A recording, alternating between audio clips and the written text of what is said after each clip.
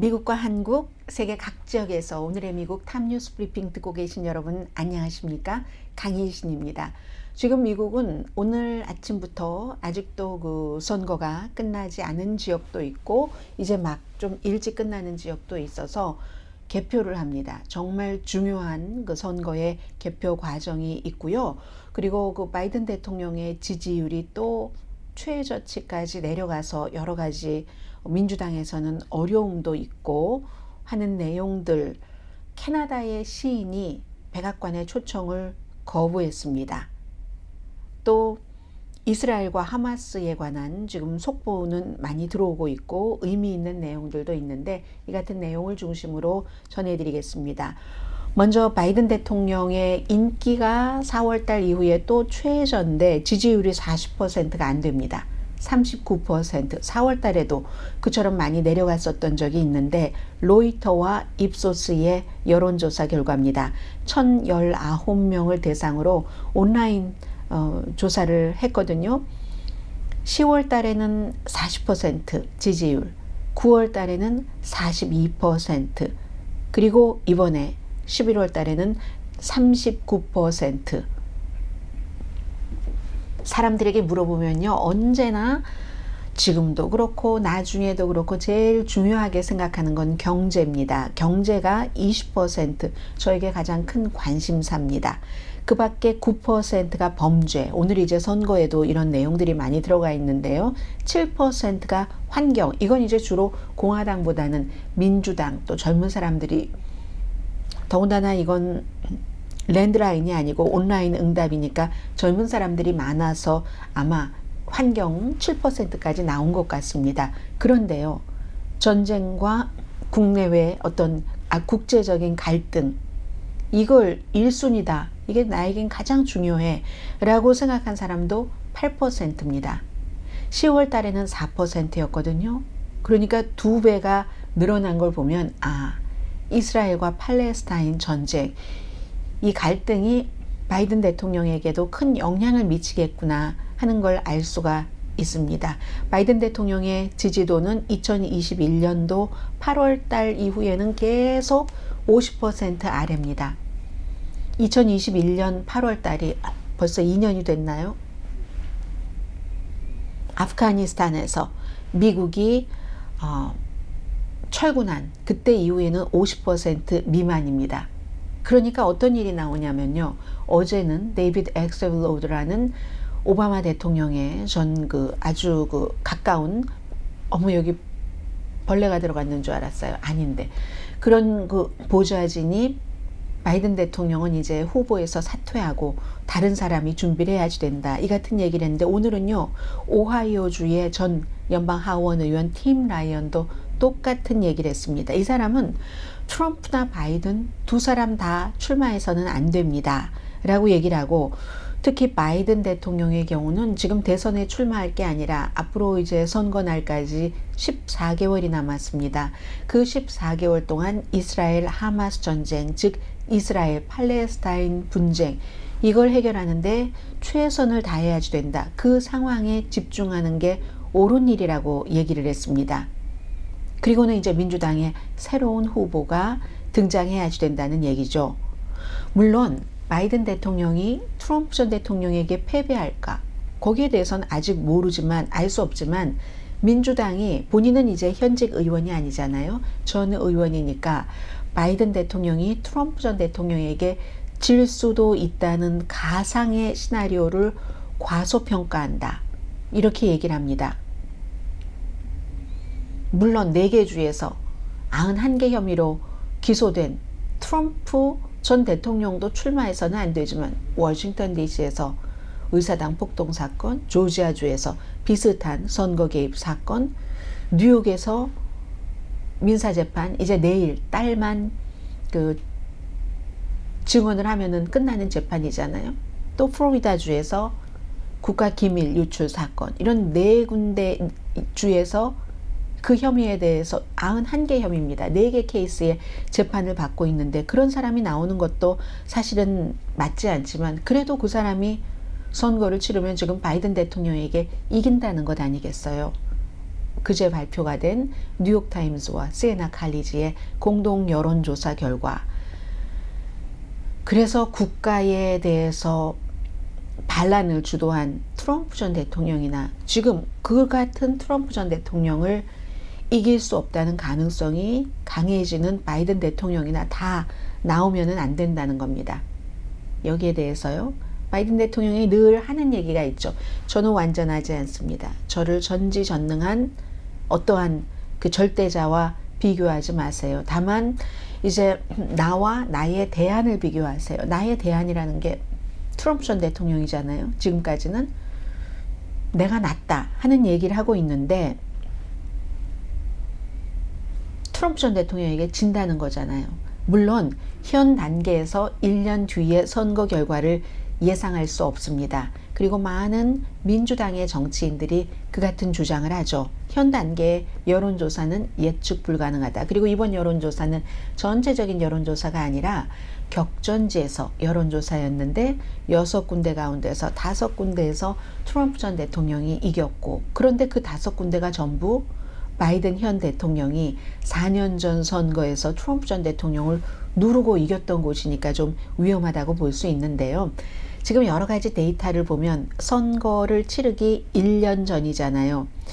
2022년도 중간선거를 치를 때도 그 당시에 민주당이 많이 질 거야 라고 생각을 했었는데, 선거가 11월 달인데 6월 말에 연방대법원에서 낙태는 각 주에서 알아서 하세요 하면서 각 주에서 막 낙태 금지안을 만들기 시작하니까 여성들, 젊은이들, 가임 여성과 젊은이가 아니라 할지라도 국가가 내가 아이를 낳고 또 사정에 의해서 낳지 못하는 이것까지 관리를 한다고 하면서 많은 사람들이 나가서 민주당에 표를 줬습니다.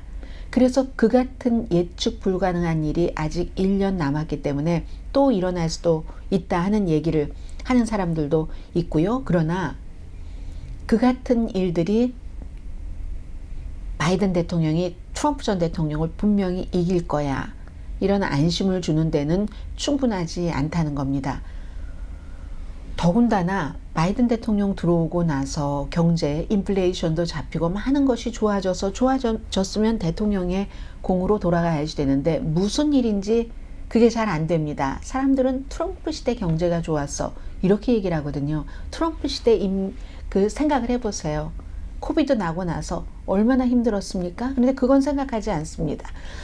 지금 만족스럽지 않으니까 막 그 트럼프 시대에 경제가 좋아서 부자들은 그렇게 말할 수 있죠. 왜냐하면 날마다 페이첵 투 페이첵으로 살아가는 게 아니라 막 주식시장 엄청 오르고 부자에 대한 세금 엄청 깎아주고 부자가 운영하는 회사에 대한 세금도 깎아주고 하니까 그렇게 생각했을지 모르지만, 어쨌든 바이든 대통령 최근에 인플레이션도 낮아지고 물가도 뭐 잡히고, 아무리 미국이 경기 침체 될 거야 하는데 경기 침체 안 되잖아요. 그런데도 그러한 것을 유권자에게 인식시키지 못하는 것 또한 바이든 캠프의 어떤 실책이라고도 볼 수 있겠죠. 성장에 대한 공로를 인정받지 못하고 있습니다. 그리하여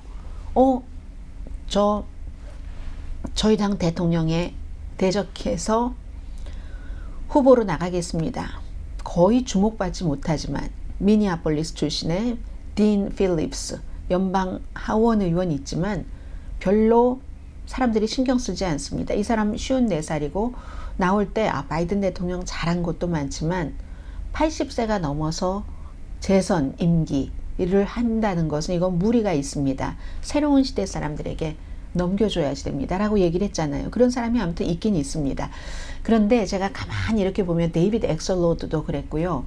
오바마 시대에 일했었던 사람, 백악관과 함께 일했던 사람 가운데서 바이든 대통령의 임기, 재선을 회의적으로 생각하는 사람들이 많은 것 같습니다. 어쩌면 그 아는 만큼 보인다고 그 사람들이 이제 바이든 대통령을 잘 부통령으로서 겪어봐서 그런지도 모르겠습니다.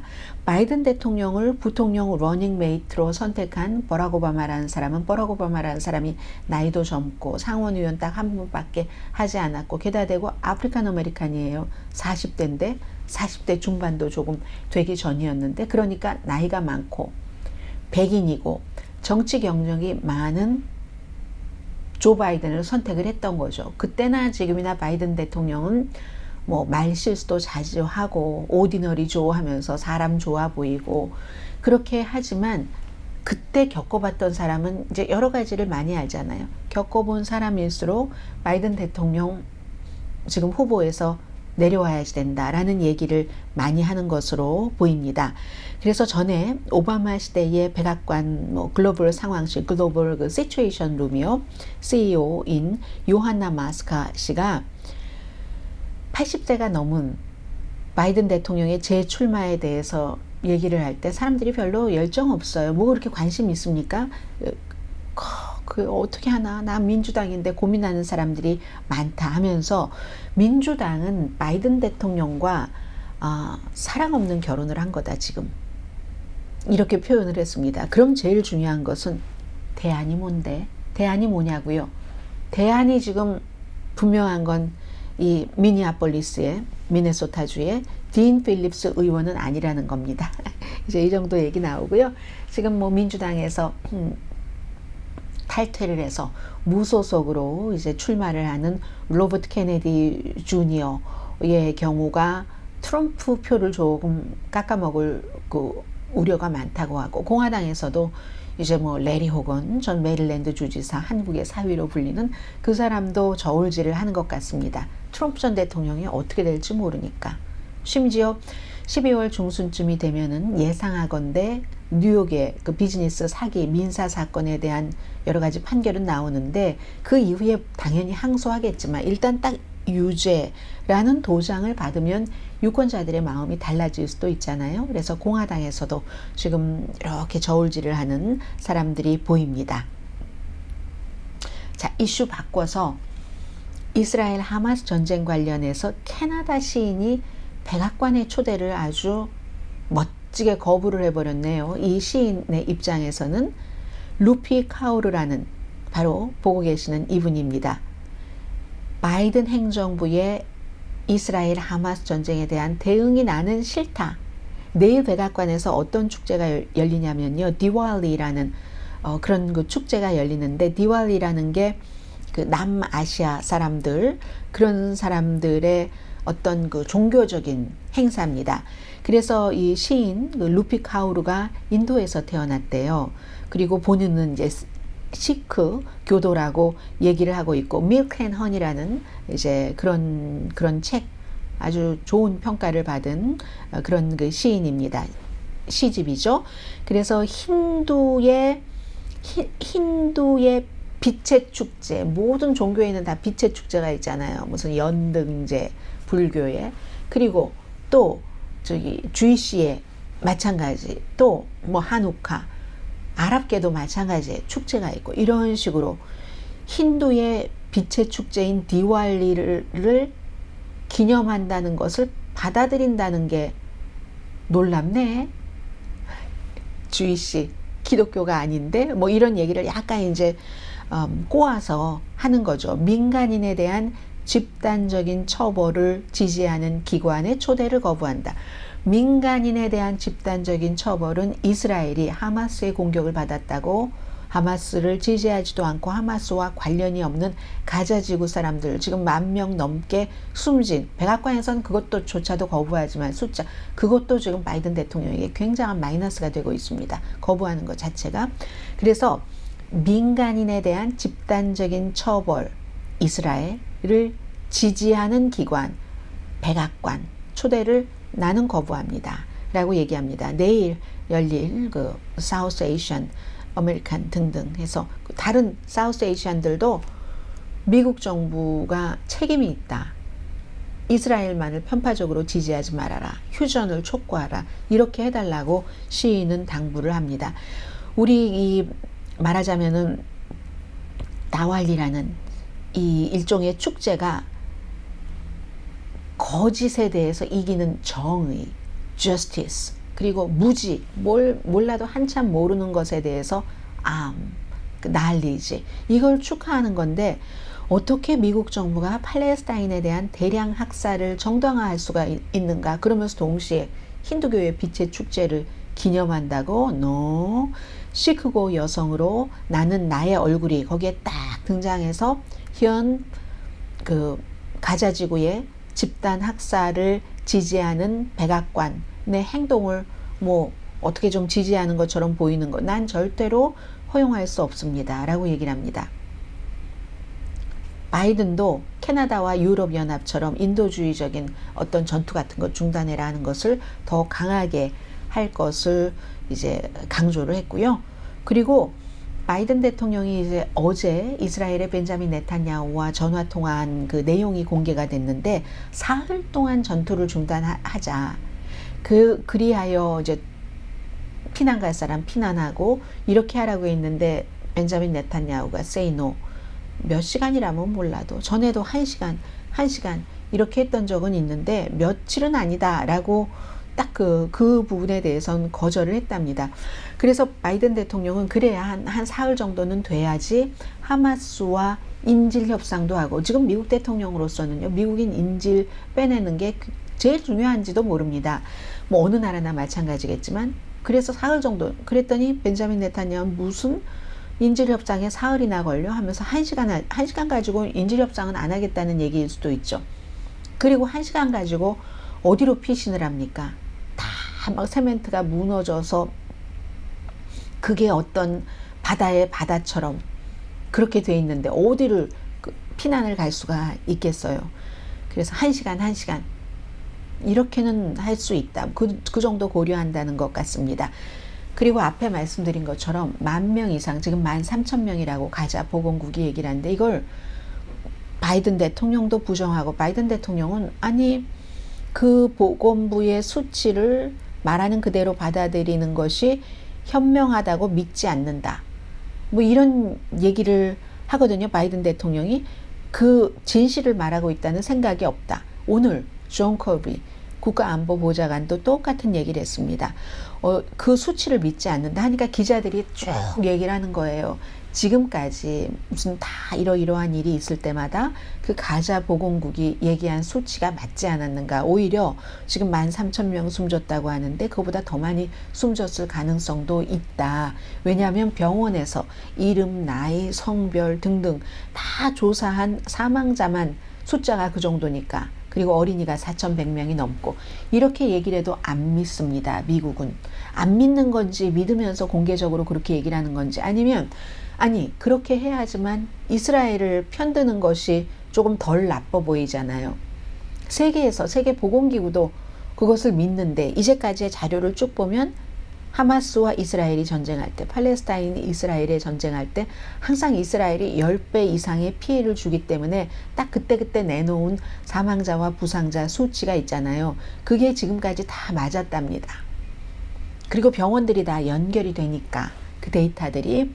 그래도 지금 미국 측에서는 믿을 수 없다라고 얘기하는 게 오히려 조금 좀스러워 보일 수도 있다. 물론 어느 정도 차이는 있겠죠.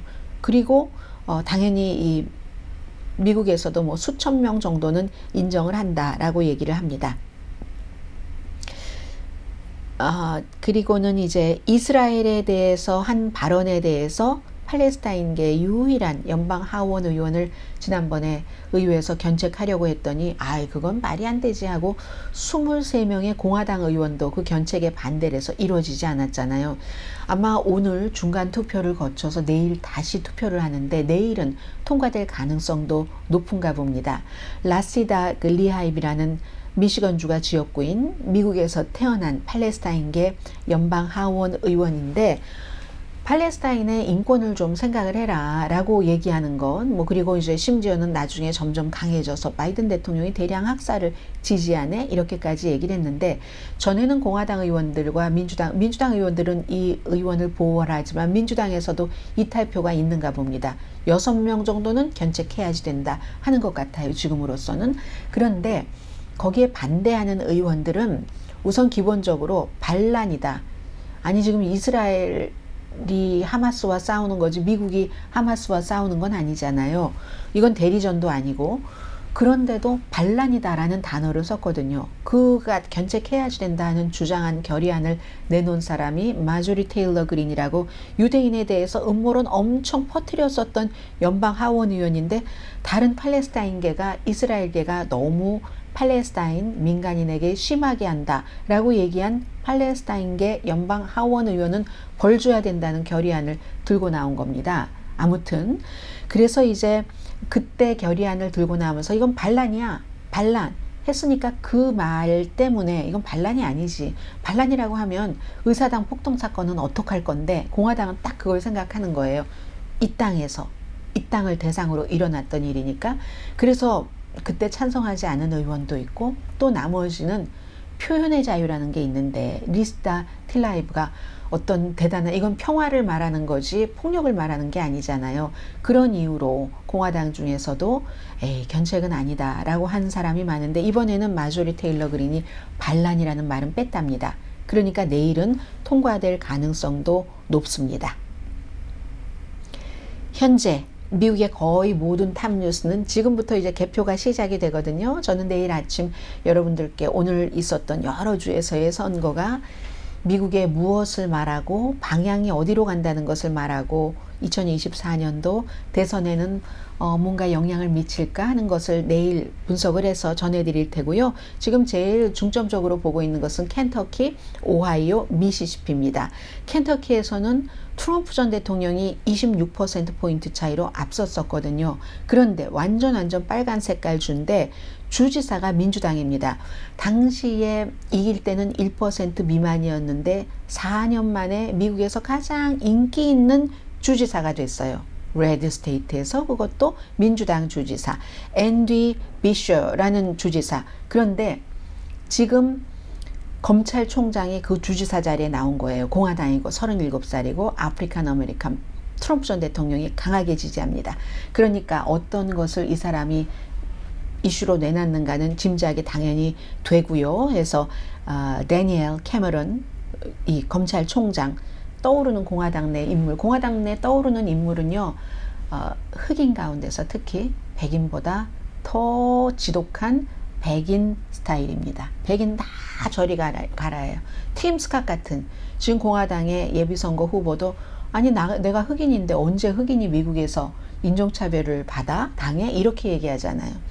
이 젊은이도 마찬가지입니다. 그래서 켄터키주의 주지사 선거를 보고 있고, 오하이오주에서는 주민들이 헌법을 개정을 해서 낙태를 자유화할 수 있도록 하는가 하지 않는가, 이게 중점적인 겁니다. 미시시피주에서는 지금 당연히 레드 스테이트 공화당이 주지사인데 워낙에 부정부패가 조금 많았고 해서 음악의 아이콘인 엘비스 프레슬리의 사촌이고 무슨 전력 관련 그 공직자였어요. 브랜든 프레슬리, 아주 강력한 도전, 1%에서 8% 정도 뒤지고 있는데 어떻게 될지 모르겠습니다. 메디케이드 같은 것은 확장한다고 하고, 그러나 뭐 낙태라든가 총기 규제 이런 것은 레드 스테이트에 따른 그런 입장을 갖고 있는 그런 사람입니다. 그래서 미시시피에서 민주당 주지사가 나오나, 켄터키에서 트럼프가 지지한 사람이 도전자가 강력해 보이긴 하지만 여전히 민주당 주지사가 뭘 잡나? 이런 것들이 이제 아주 중요한 선거 결과입니다. 오늘의 미국 탑뉴스 브리핑 여기서 마치고 내일 정규 방송 시간에 뵙겠습니다. 강혜신이었습니다.